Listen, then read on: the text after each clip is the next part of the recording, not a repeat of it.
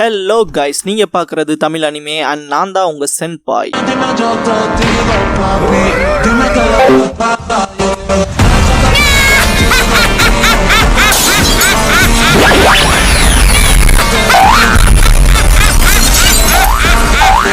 வீடியோக்குள்ள போறக்கு முன்னால ஒரு சின்ன நோட்டிபிகேஷன். சப்போஸ் இந்த சேனலுக்கு ஏதாவது ஆச்சுன்னா இதுக்கான பேக்கப் சேனலோட லிங்கை கமெண்ட்ல பின் பண்ணி வச்சிருக்கேன். அந்த சேனலை சப்ஸ்கிரைப் பண்ணி வச்சுக்கோங்க. இந்த சேனலுக்குள்ள இந்த சேனல்ல இருக்க வீடியோஸ்க்கோ ஏதாச்சுனாலும் அதுக்கப்புறம் நாங்க அந்த சேனல்ல தான் வீடியோஸ் போடுவோம். ஸோ சப்ஸ்கிரைப் பண்ணி வச்சுக்கிட்டீங்கன்னா நம்ம போன தடவை நடந்த மிஸ்டேக் இந்த தடவை நடக்காம பாத்துக்கலாம். ஏன்னா லாஸ்ட் டைம் ஒரு 2 லட்சம் சப்ஸ்கிரைபர்ஸ் இருந்தாங்க எனக்கு. அப்புறம் இந்த சேனல் கிரியேட் ஆனது 30 மேல வரமே வந்த ஒரு வருஷமே கம்ப்ளீட் ஆக போகுது. இன்னும் நம்ம 29,000 சப்ஸ்கிரைபர்ஸ்ல தான் இருக்கோம். அதனாலதான் அந்த சேனலை சப்ஸ்கிரைப் பண்ணி வைக்க சொல்றேன். சப்ஸ்கிரைப் பண்ணிக்கங்க.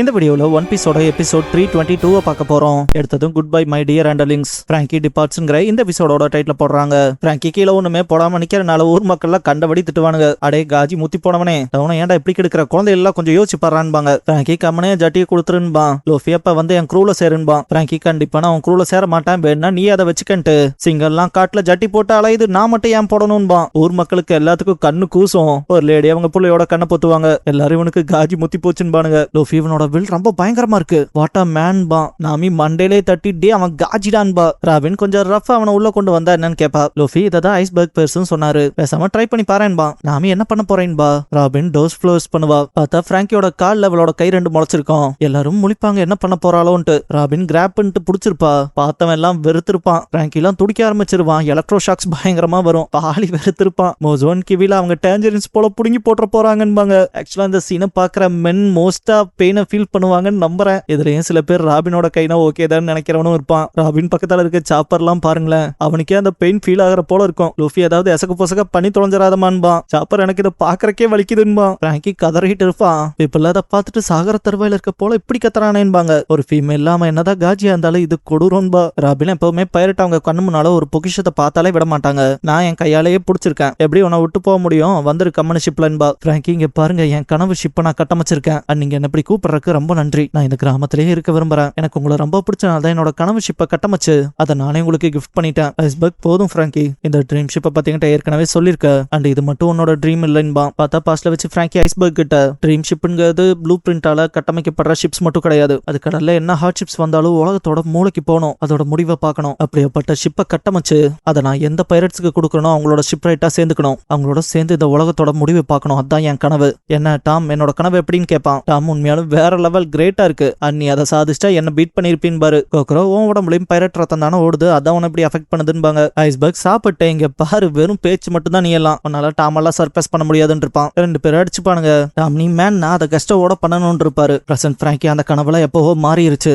நான் இங்கதான் இருக்க விரும்புறேன்பா. ஐஸ்பர்க் நீ ஏன் இப்ப இந்த விஷயத்துல பிடிவாதமா இருக்கேன்னு எனக்கு நல்லாவே தெரியும். நீ பிரயசித்தம் தேட பாக்குற. டாம் அன்னைக்கு கவர்மெண்ட் தூக்கிட்டு போனதுக்கு காரணம் நீ தான் நினைச்சு வருந்துறா.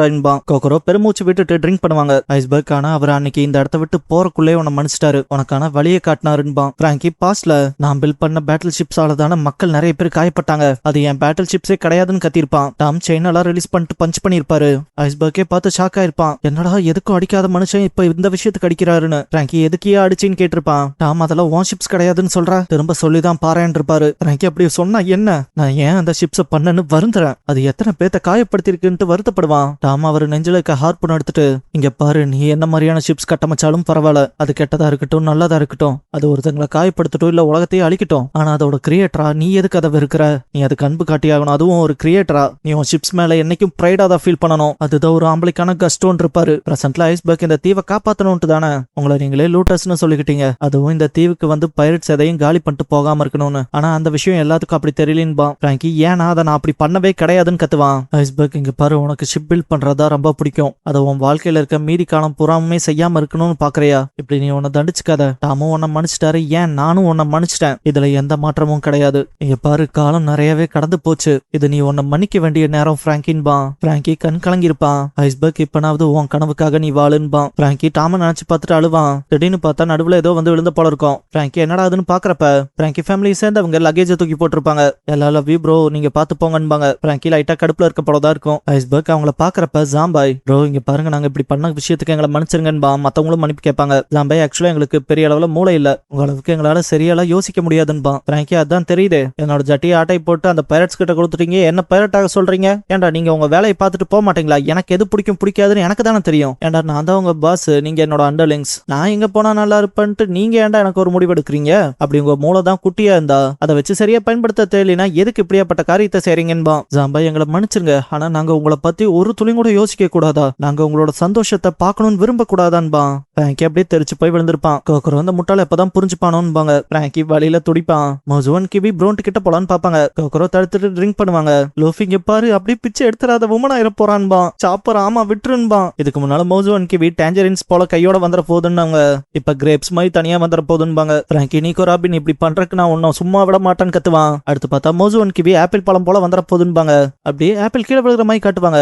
மோசுவன் கிவி பிளாக் அவுட் ஆன போல இருக்கும். லூஃபி அடியே ராபின்பா. பார்த்தா அவ எதுவும் பண்ண மாட்டா. இந்த பாயிண்ட்ல எல்லாரும் முழிப்பாங்க, அப்ப நீ பண்ணலையான்னு. ராபினா ஃபர்ஸ்ட் ஒரு தடவை தான் அப்படி பண்ணேன். ஆக்சுவலா அவன் மனசுல நிறைய வலி இருக்கும் போல, நார்மலா அழுதா பிரச்சனைட்டு தான் இப்படி ஏதோ பெயின்ல கதற போல நடிக்கிறான்பா. பார்த்தா பிராங்கி ஆக்சுவலா அதை தான் பண்ணிட்டு இருப்பான். இதுக்கப்புறம் கார்போட ஷிப் கிட்ட காட்டுவாங்க. ஆமா அவங்க எங்க சீக்கிரம் போய் கண்டுபிடிக்கணும்னு பேசிக்கிற போல இருக்கும், பட் யார் என்னன்னு காட்ட மாட்டாங்க. அப்படியே பிராங்கி சைட் காமிச்சா ஜாம்பாய் என்ன ப்ரோ நீங்க ஓகேவான்னு கேட்பான். பிராங்கி நான் எப்படா ஓகேவா இருப்பேன்பா. பார்த்தா பாஸ்ட் வச்சு ஜாம்பாய் அவனோட ஆட்களும் பாத்தீங்கன்னா பிராங்கியை வம்பெடுத்திருப்பாங்க. அண்ட் கடைசியா அவங்க கம்ப்ளீட்டா டிஃபீட் ஆயிருப்பாங்க. ஜாம்பாயில அயர்ன் ராட் வச்சு அடிக்கும் போது அதான் நெறிஞ்சிருக்கும். தக்க இருக்கும் ஸ்ட்ரென்த்தை வேஸ்ட் பண்றேன் இருப்பான் பிராங்கி. ஜாம்பாய் யாரானின்னு கேட்கும் போது பிராங்கி அவனோட வாயோட புடிச்சு தூக்கிட்டு இதுக்கப்புறம் இந்த பேக் ஸ்ட்ரீட் என்னோட இடமா இருக்க போதுன்னு இருப்பான். அவனும் புரிஞ்சதுன்னு இருப்பான். இப்படிதான் ஆள் சேர்ந்திருக்கும். மோசுவன் கிவி கதைன்னு பார்த்தா அவங்க பாரா போயிட்டு இருந்திருப்பாங்க. பிராங்கி தான் ஸ்டாப் பண்ணிட்டு நல்லா கோலா கிடைக்கிற இடமா கூட்டிட்டு போறேன்னு இருப்பான். இதுக்கப்புறமா மத்த அண்டர்லிங்ஸ் எல்லாம் பசியில வாடிட்டு இருக்கும் போது சாப்பாடு வேணும்னா எங்கிட்ட வாங்கன்ட்டு பிராங்கி கூட்டிட்டு போய் பிராங்கி ஃபேமிலியில சேர்த்திருப்பான். அண்ட் அவங்களுக்கான கிராண்ட் இனாகிரேஷன் நடந்துதான் சேர்ந்திருப்பாங்க. எல்லாரும் ஜஸ்ட் வாய் வார்த்தைக்காக ப்ரோனு கூப்பிட மாட்டானுங்க, மனசார கூப்பிடுவானுங்க. எல்லாரும் பிராங்கி பிராங்கின்னு கத்தி அன்னைக்கு செலிப்ரேட் பண்ணிருப்பானுங்க. பிராங்கி பிரசன்ட்ல உட்காந்து கதற ஆரம்பிச்சிருப்பான். நான் இல்லாம நீங்க நல்லபடியா வாழ்வீங்களாடான்னு கேட்பான். அந்த பக்கம் இருக்க பிராங்கி ஃபேமிலி மெம்பர்ஸுமே கண் கலங்கிருப்பாங்க.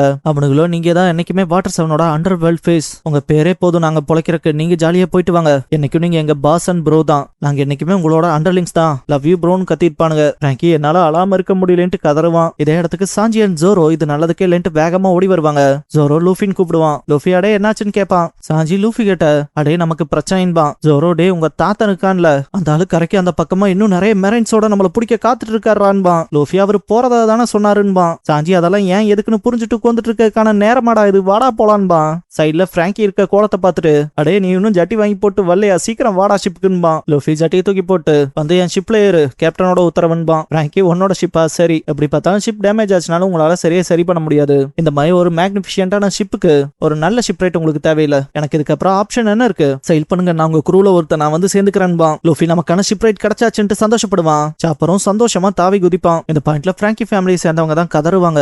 ஜாம்பாய் ஸ்ட்ராஹேட்டா நான் நம்புறேன்பான். பிராங்கி அவனோட பேக் எடுத்துட்டு கிளம்புறப்ப டாம் நான் இப்ப இந்த தீவை விட்டு கிளம்புறேன்பான். பாஸ்ட்ல டாம் கிட்ட டாம் எனக்கு இந்த ப்ளூ பிரிண்ட்ஸை டிரா பண்றது எப்படின்னு சொல்லி தரையான்னு கேட்டிருப்பான். பார்த்தா அவர் சிரிச்சிருப்பாரு. பிராங்கி அப்படி என்ன ஃபன்னியா இருக்குன்னு கேட்டிருப்பான். இதுக்கப்புறம் நைட்டு தூங்காம ப்ளூ பிரிண்ட்ஸ் பண்ணிட்டு இருந்திருப்பாரு. பிராங்கி இன்னும் தூங்கலையா, என்ன வரைஞ்சிட்டு இருக்கீங்கன்னு கேட்டிருப்பான். டாம் ஐலாண்டுக்கான ஹோப்னு இருப்பாரு. பிராங்கிக்கு அன்னைக்கு புரிஞ்சிருக்காது. பிரசன்ட் பிராங்கி மனசுக்குள்ள நான் அவருக்கு ஒரு நல்ல டிசைபிளா இருந்ததே இல்ல, எப்பவும் தொல்லை தான் கொடுத்துருக்கேன்பான். பாஸ்ட்ல சி ட்ரெயினை கட்டமைக்கிறதுக்கு போராடி இருப்பாங்களே அதை யோசிச்சுட்டு பிராங்கி நீங்க எனக்கு பண்ண எல்லாத்துக்கும் நன்றின்பான். பாஸ்ட்ல சி ட்ரெயின்ல போற மக்கள் எல்லாரும் சந்தோஷமா போறத பார்த்துட்டு டாம் அண்ட் ஒர்க்கர்ஸ் ரொம்ப சந்தோஷப்பட்டிருப்பாங்க. பிராங்கில தாவி குதிச்சிருப்பான். பிரசன்ட் பிராங்கி மனசுக்குள்ள ஐஸ்பர்க்கை பாத்துக்க நல்ல ஷிப்ரைட்ஸ் கூட இருக்காங்க, நான் ரொம்ப தொல்லையா இருந்ததுக்கு மன்னிச்சுக்கங்க. அப்புறம் கோக்கரோ கிளவி, அப்புறம் குட்டி வாண்டுக, லைஃப்லயே இருக்க பீப்புள்ஸுங்கும் போது எல்லாம் காஜின்பாங்க. அண்ட் என்னோட குட்டி தங்கச்சிக சோடம் குமோரா, அப்புறம் என்னோட அண்டர்லிங்ஸ், நான் எல்லாத்தையும் ரொம்ப நேசிக்கிறேன்பான். எல்லாரும் வார்ம் ஸ்மைலோட அவனை ஏத்துக்கிற போல நிக்கும் போது பிராங்கி நான் கொஞ்சம் பிஸியாக போறேன்ட்டு அப்படியே பின்னால பறப்பான். சாஞ்சி கொஞ்சம் அந்த ஜட்டியை போடேண்டான்பான். இதோட எபிசோட் முடிஞ்சது. இந்த எபிசோட்ல எதை பார்த்து ரொம்ப சிரிப்பு வந்துச்சுங்கிறத கமெண்ட்ல சொல்லுங்க. அண்ட் கடைசியா departing the city of water, Usopp mans up and brings closure to the டுவெல்ங்கிற எபிசோட தான் ஒன் பீஸ்ல அடுத்து பார்க்க போறீங்கன்பான் லூஃபி. நம்ம சேனலுக்கான வாட்ஸ்அப் சேனல், இன்ஸ்டாகிராம் பேஜ், அப்புறம் டெலிகிராம் சேனல்லாம் இருக்கு. ஃபாலோ பண்ணாதவங்க ஃபாலோ பண்ணிக்கோங்க. டிஸ்கிரிப்ஷன்ல லிங்க்ஸ் இருக்கு. அப்புறம் நம்ம சேனலுக்கு ஏதாவது ஃபினான்ஷியலா சப்போர்ட் பண்ணணும்னு நினைச்சா இந்த QR இல்லைன்னா UPI ID மூலமா சப்போர்ட் பண்ணலாம்.